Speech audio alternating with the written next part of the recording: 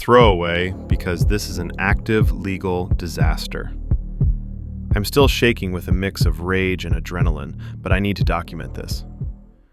I've spent the last 3 years at a mid-sized logistics firm. My boss, Gary, is the classic G-Wagon driving ego tripper who thinks he owns his employees because he signs the checks. Yesterday, Gary called me into his office and demanded my garage door code. He claimed he was sending a maintenance guy to swap out my company sedan while I was at my desk so I wouldn't waste company time at the shop. I live in a rural area and my garage is detached. It's where I keep about $10,000 in woodworking equipment, including a brand new cabinet saw I haven't even finished wiring up.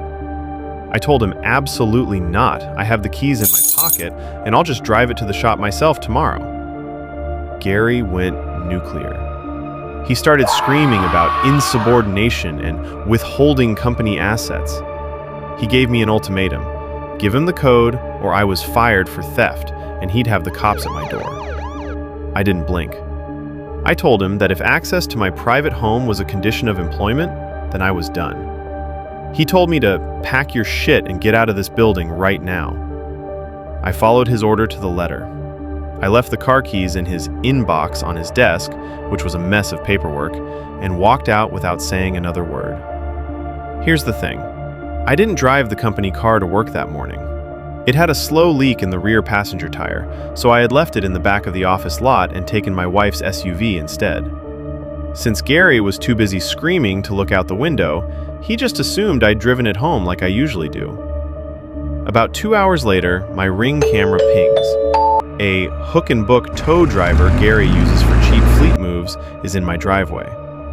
When he didn't see the car, he actually pulled a pry bar from his truck and started working on the side door of my detached garage. I called 911 and reported an active burglary.